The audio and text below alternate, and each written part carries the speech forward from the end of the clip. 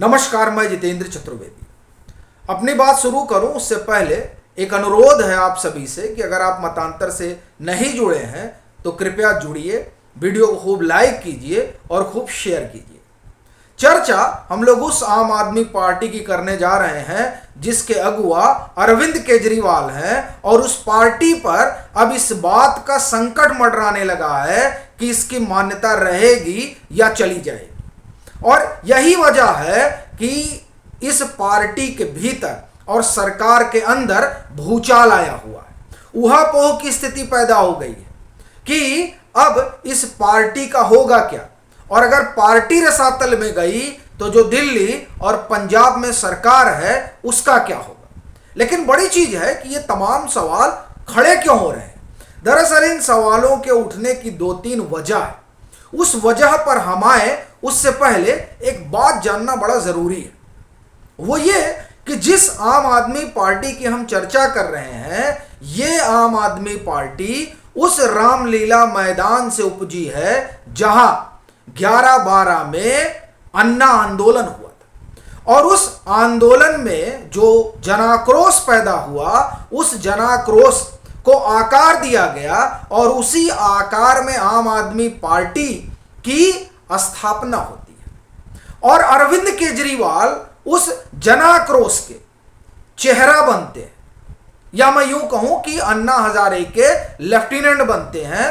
और उस मैदान में जुटी दिल्ली की जनता को यह लगता है कि ये जो फुल साइज का शर्ट पहनने वाला शख्स है, उस समय बड़े दुबले पतले थे, अब तो आप देख लीजिए। तो ये जो शख्स है जो हमारे लिए अनशन पर बैठा हुआ है, बिजली का बिल बढ़ जाने पर खंबे पर चढ़ जाया करता है और ये कह रहा है कि ईमानदारी की चाशनी में तो मैं ही डूबा हूं, यही राजनीति में परिवर्तन कर सकता है।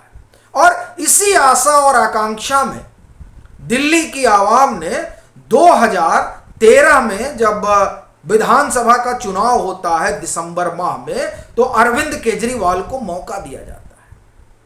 और अरविंद केजरीवाल जिस कांग्रेस को पानी पी पी कर गरियाते हैं, उसी कांग्रेस के साथ गठजोड़ कर लेते हैं। और दरअसल वहीं से यह साफ हो जाता है कि अरविंद केजरीवाल की राजनीति क्या है। वो ईमानदारी, वो नैतिकता, वो वीआईपी कल्चर, ये जो तमाम भाषणबाजी की थी अरविंद केजरीवाल ने रामलीला मैदान से, वो महज कपोल कल्पना थी। क्योंकि वहां पर उन्होंने कहा था कि भाजपा कांग्रेस में कोई अंतर नहीं, अंबानी पर हमला बोल दिया था। लेकिन जब सरकार बनाने का समय आया तो जाकर कांग्रेस की गोद में बैठ गए। और उस गोद में बैठना ही यह बता दिया था कि अरविंद केजरीवाल के पास न कोई नीति है न कोई नियत है, बस एक ही चीज है, किसी तरह से कुर्सी पर कब्जियाए रहना है। यह बात खुलने लगी। और दरअसल ये बात जो खुलने लगी, यहीं से अरविंद केजरीवाल का संकट बढ़ने लगा। दो तीन चीजें घटी।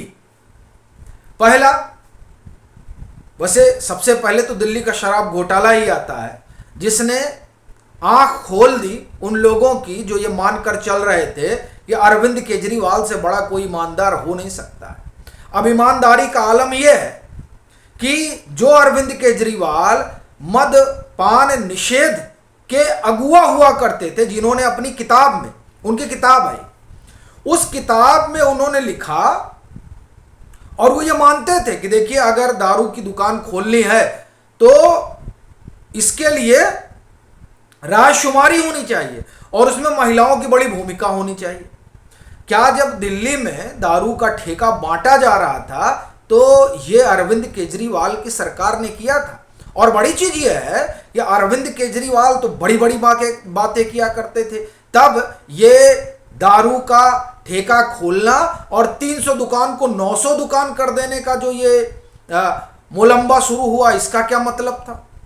दरअसल ये चीजें दिखाती रही कि अरविंद केजरीवाल किस ढर्रे पर चलते रहे।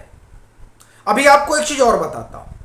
जब ये सरकार में आते हैं तो जिस डीएम सपोलिया के खिलाफ सबसे बड़ा अभियान चलाते हैं, ये शीला दीक्षित की सरकार रहते हुए, उस डीएम सपोलिया को ये जो है क्लीन चिट दे देते हैं। यह भी ये बताने के लिए काफी है कि अरविंद केजरीवाल की नीयत क्या रही। लेकिन दिल्ली के शराब घोटाले ने तो पूरा भांडा ही फोड़ दिया, और ऐसा फूटा कि दिल्ली की जनता का मन ही उचट गया। अभी देखिए, आप अगर गौर करें तो पिछले 1-1.5-2 साल में आम आदमी पार्टी ने जमीन पर उतरकर कोई संघर्ष किया है। उनके बुलाने से तो मक्खी भी नहीं आ रही है, आदमी तो छोड़ दीजिए, मक्खी नहीं आ रही है साहब आंदोलन करने के लिए। और ये वो पार्टी है जो आंदोलन से उपजी है। इसीलिए लोग ये कहते हैं कि दरअसल अरविंद केजरीवाल ने आंदोलन के साथ धोखा किया है। अब कौन मानेगा भाई? आप देखिए कि कोई भी आंदोलन होता है, भले ही उस आंदोलन में बड़ी सच्चाई हो, लेकिन ये कहा जाता है इनको शौक चढ़ गया अरविंद केजरीवाल बनने का। यानी जना आंदोलन की जो विश्वसनीयता रही, उस विश्वसनीयता को पर आप ये कहें कि सवालिया निशान खड़ा कर दिया अरविंद केजरीवाल ने। और ये अगर ये जिन वादों और इरादों के साथ आए थे, अगर उस पर चलते तो संभवतः इस तरह का प्रश्न कभी जन आंदोलन पर खड़ा ही नहीं होता। लेकिन ये तो आए थे कि हम वीआईपी कल्चर में जाएंगे नहीं, और बनवा लिए 54 करोड़ रुपए का महल। ये कहे थे हम सिक्योरिटी लेंगे नहीं, पता चला कि वहां से चिट्ठी आती, कहां से? पंजाब से चिट्ठी आती है। बताइए, पंजाब की खुफिया एजेंसी ने बताया कि साहब अरविंद केजरीवाल के लिए समस्या, इसलिए इनको सुरक्षा मुहैया कराना है। आप सब छोड़िए, राघव चड्ढा को देखिए, बंगले के लिए मरे जा रहे हैं कि बंगला हमको 7 टाइप 7 चाहिए। और क्यों चाहिए? साहब सुरक्षा। किस बात की सुरक्षा भाई? ये आम आदमी पार्टी तो इस बात का ढिंढोरा पीटती थी ना कि वीआईपी कल्चर नहीं होना चाहिए, तब काहे की सिक्योरिटी लिए पड़े हैं।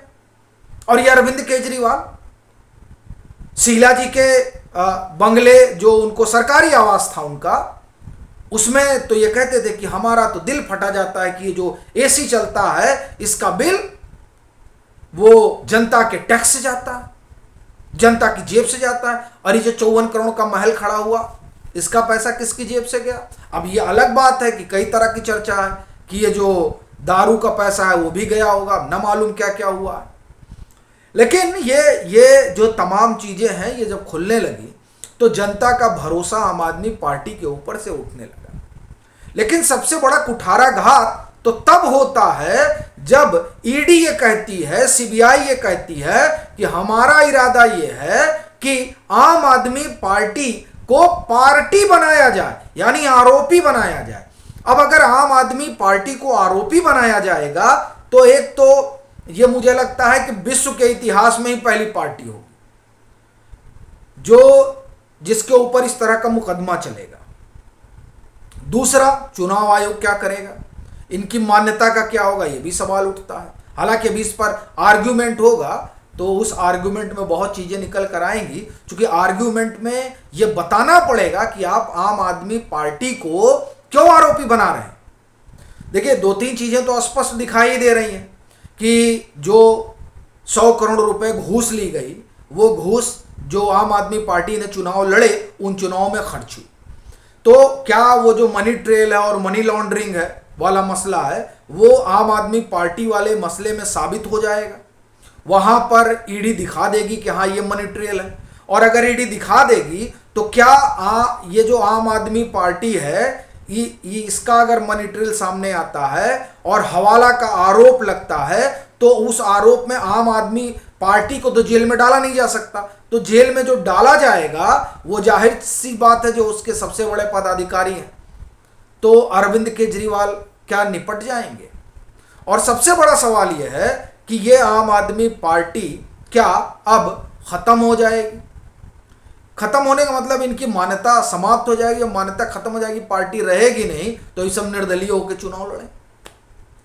ये अपने आप में बड़ा सवाल है जिसका जवाब जो है वो आने वाले दिनों में मिलेगा। लेकिन आम आदमी पार्टी ने तो एक बात कहना ही पड़ेगा कि जो नज़ीर पेश की है, वो नज़ीर लोगों का भरोसा हिला दे रही है। ये बदलाव के लिए आए थे, अब ऐसा बदलाव हो गया कि एक पार्टी को ही आरोपी बनाए जाने पर चर्चा हो रही है। अब इससे बड़ा बदलाव और क्या हो सकता है? और इस तरह का बदलाव अरविंद केजरीवाल ही कर सकते हैं। बाकी आपकी अपनी क्या राय है जरूर साझा करें। मतांतर से नहीं जुड़े हैं तो जुड़ें, वीडियो को लाइक करें और खूब शेयर करें।